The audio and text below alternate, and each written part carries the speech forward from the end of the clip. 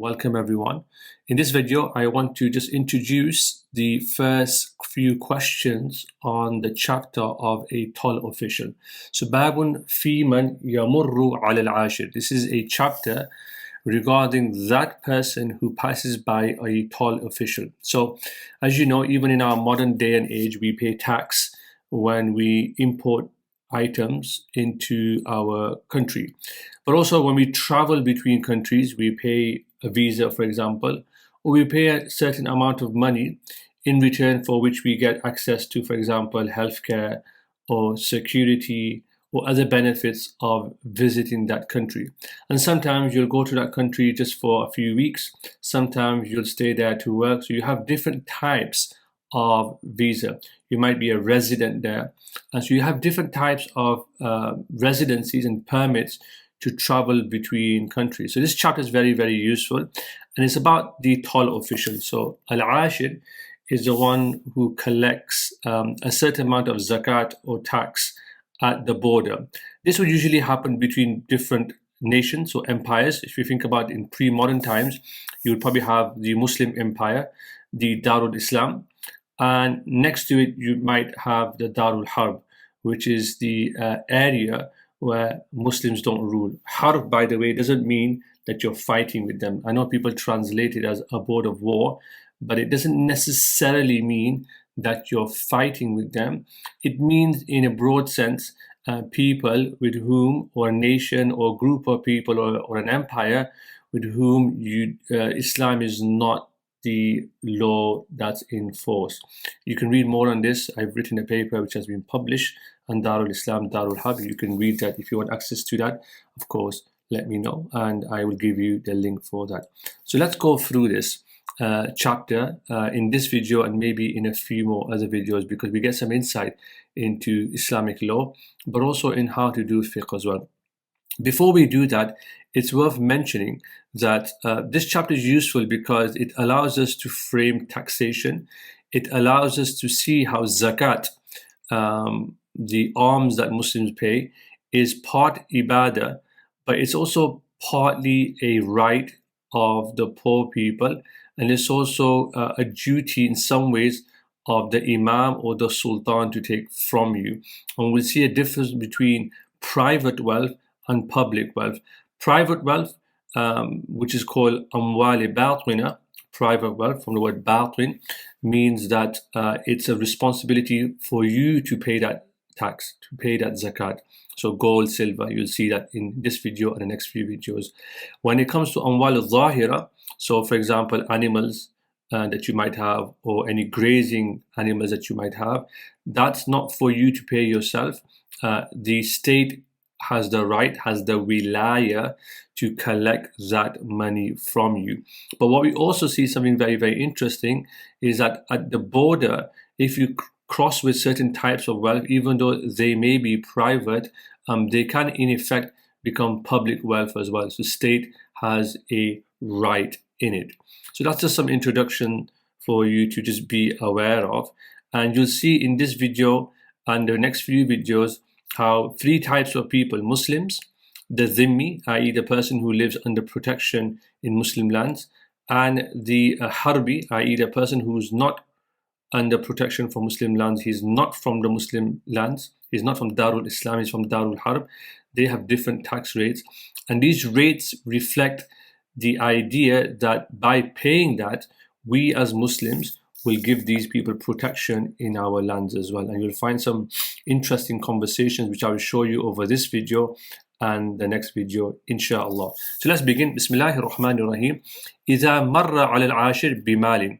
So if someone passes by the ashir, the toll official, with some wealth, and this is understood as malus zakata, right, or amwal al-batina. So if you have some wealth, which is private wealth, and then he says, قال أصبته منذ أشهر. I've only had this wealth for a few months. Or number two, he says, I have a debt upon me. أو علي دين, and he swears an oath. Then we accept that person. So if a person crosses the border, he meets the toll official, and the toll official says, you need to pay some tax, and he says, well, I've just paid my zakat. I've only had this wealth for the last few months. we will say, okay, fine, then you don't need to pay zakat, because remember that zakat is only paid once a year. So he's only had the wealth, or he's only been sahibun nisab, that person who needs to pay the zakat, he's only had it for a few months, or he says, I have a debt. In other words, I can't pay zakat because my debt is more than the money that I have. Suddiqa.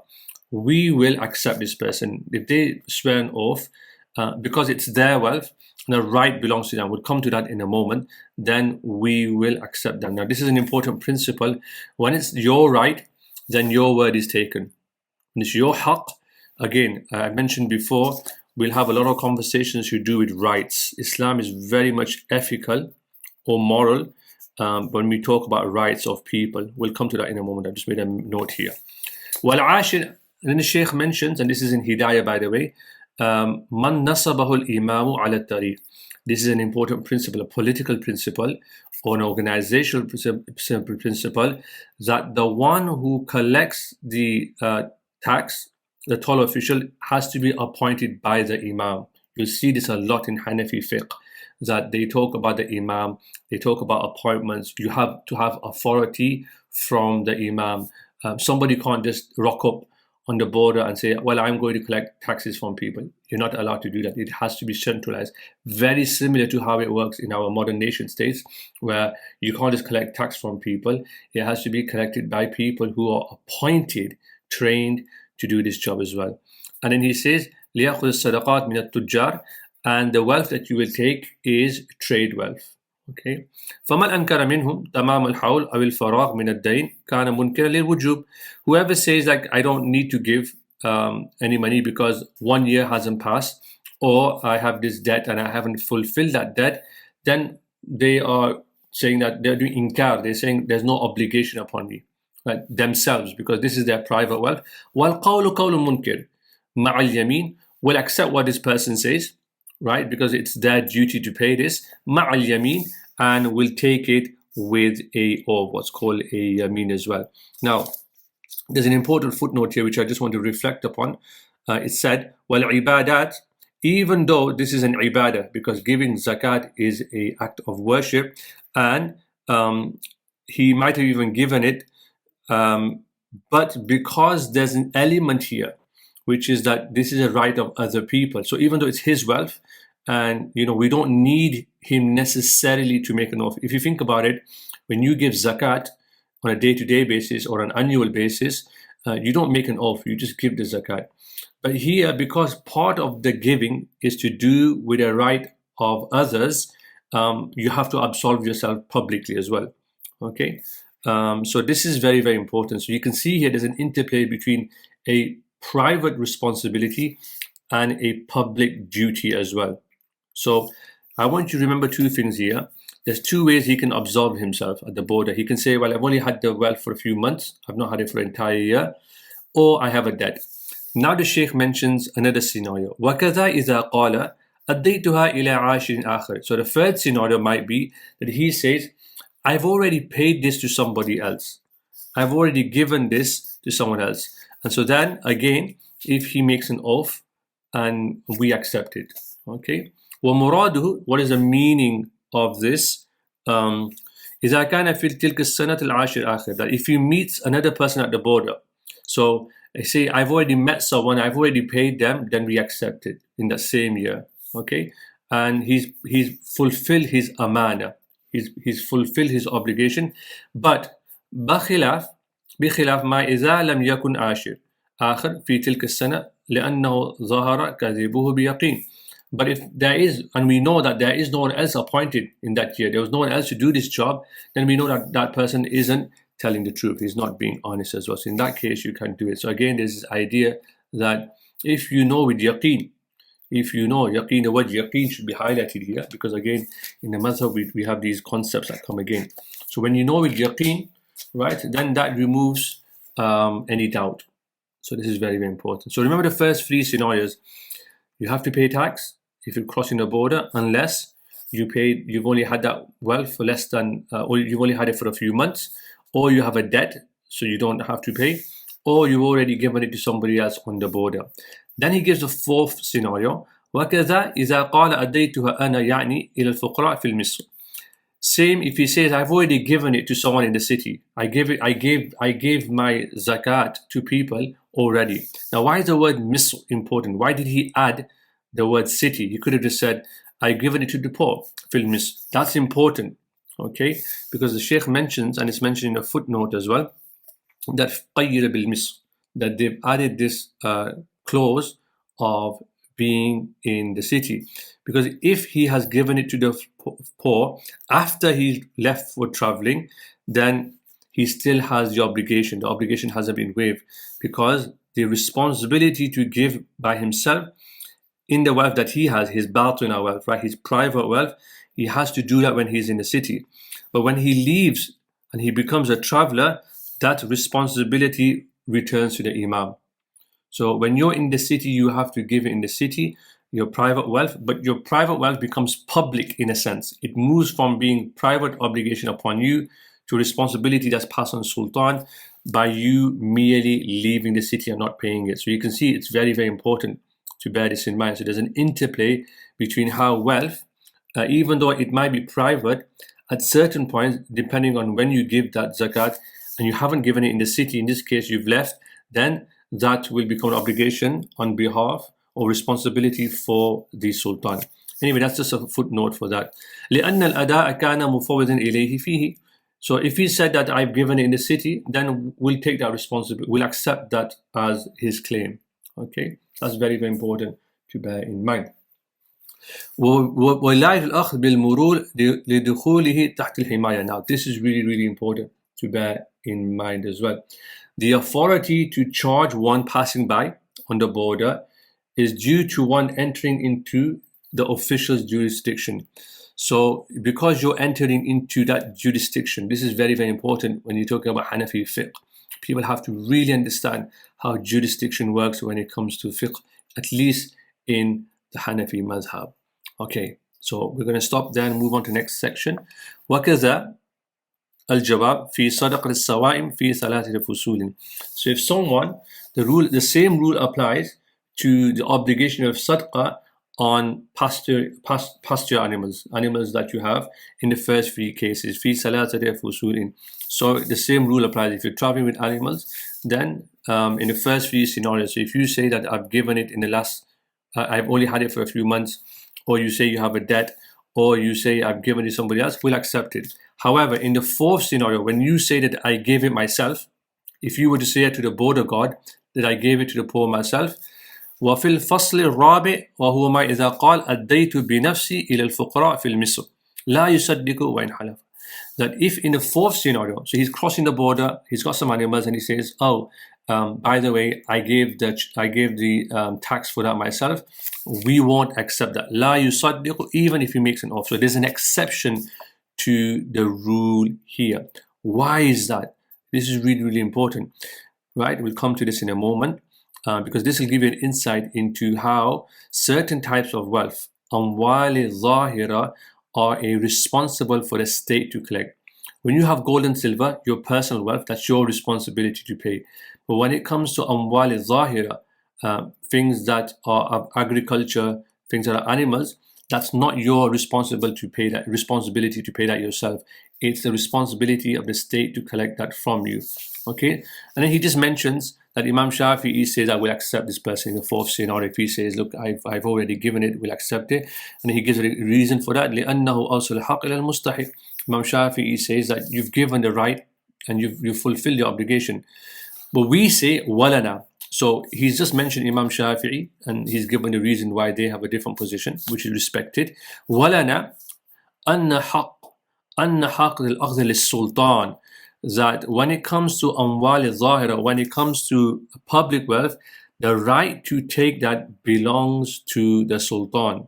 Okay, and that right does not go away by you giving it yourself, as opposed to amwal al-batina, as opposed to the other examples where you give it yourself, your zakat yourself from your private wealth. And he mentions here, ay akhadha sadaqah al-sawam. This is from the right of the imam. This is something to remember and bear in mind. ثم قيل. Now that, so this is why if a person crossed the border with animals, that he has to pay zakat, and he says, "Oh, I've already paid the zakat on that," the board of God will not accept him, because that wealth, by you traveling with it, has become it's a public wealth. So it's a sultan's responsibility to collect that zakat, as opposed to other types. Okay, so something to bear in mind. So private wealth, in some ways, becomes public on the border. It becomes a responsibility of the state. The state has a responsibility. This is why zakat can sometimes be seen as a form of taxation. Right? This is a conversation that's worth having for people who are really into it. Anyway, so what's the situation here? He's going to take money from him. Now, that person, even though he says, "I've already paid it," he's going to have to pay it twice, right? Because he made this error of paying it. If he has done, of course, then he's made this error of paying it when he shouldn't have paid it, when it's a state's responsibility. So the ulama say, well, what happens to both of those payments? Which one is the zakat? Which one is in reality the zakat? So he says, ثُمَّ قِيلَ الزَّكَاةُ هُوَ الْأَوَّلُ وَالثَّانِي سِيَاسَةٌ. That the first one, the first payment that he made himself, that will be, he says, zakat. So that will be taken as his zakat obligation. And the second one will be seen as a siyasa, sort of public or a political payment that's been taken from him. وَالثَّانِي سِيَاسَةٌ. Okay, now let's get into some interesting debates in a second. And some ulama say, no, the second payment that he's making, i.e. the payment in this case he'll be making at the border, that will be his zakat. And the first one will become a nafil zakat. It'll be an optional sort of prayer. وَهُوَ السَّحِي. And the word sahi is telling you, or this phrasing here is telling you there's some ikhtilaf in this. The ulama have debated this, and the author seems to be taking the second position, that at the border, from the two payments that you've made, one from the payment that you made already and the payment that's been collected from you, the second one will be considered a zakat, not the first one. So how do we reason this? How does this work? Well, let's go through the first one. So he says that some people say that if he أنه إذا كان صادقا فيما قال يبرأ فيما بينه وبين الله. If he's truthful in what he's saying, that I've already paid this, even though he's paying it again, then that's between him and Allah subhanahu wa ta'ala. And those people who've taken this position, they say that this type of zakat is the first type. So the one he paid initially is the zakat. The second was the siyasa. And they give an example, they do a qiyas, they look at another mas'ala. This is why knowing the Hanafi madhab inside out is very, very important, because you need to extend and you need to look at other cases. So he says it's like the example of someone who has lost, or he doesn't remember where he's left his wealth, and then he pays the zakat for it. Okay, and that zakat is deemed paid. Now, in the case of why the second position rather is stronger, i.e. the second position, which is that his second payment where he pays at the border will be considered zakat, they say that will be, the zakat will be the second payment, and the first one will be a nafil, optional payment. Why is that? So they also take another case, and they say that when a person prays on the day of Friday, he's supposed to pray Salatul Jum'ah. But say, for example, someone pays Dhuhr first in his house, and then he finds out, or he realizes that I need to pay Jum'ah, then he will go to the masjid. He will make sa'i to the masjid for Jum'ah, then he will pray the Jum'ah. So here, the Jum'ah which is prayed second will be the one that is considered his fulfilled prayer. So in the case here, same case here, it will be, the Dhuhr will become nafil, and in the same case here, the payment that he made initially will be considered nafil. In Inaya, I just want to share one book here which I was reading, which has an interesting phrasing here. This is in Inaya, a commentary on the Hidayah. And he says, why is the second position stronger, or why is that sahih, i.e. the second payment will be zakat, this first payment will be a nafil prayer. Wilayatul akhdh lis-sultan, because it wasn't your responsibility to make that payment in the first place. You shouldn't have made that payment shar'an, right? Fi amwal zahir. It's the sultan's responsibility. I've been pointing this out quite a lot, that the imam and the sultan are very, very important. Authority are very, very important in the Hanafi conceptualization. And he says it's like someone kana ada'u rabbil mal fardan laghwan. It's like the first payment he made. This is a very strong wording actually in the inaya, that it's like he just wasted it. No one, you never had the authority to do that. You didn't need to give that. Why did you do it? So it's lagw, it's wasted. It's like it doesn't have any value. كمان لو أدى الجزية إلى المقاتلة بنفسه, يعني he gives it. So I'm gonna stop there. I hope that's been useful and you found that insightful. This video has been a little bit longer than I had initially planned. I'm just looking at the time right now, but hopefully you will find this useful. If you do like this, please do subscribe to our channel. Please do share the content. Leave some comments behind. I look forward to hearing from you. Assalamu alaikum.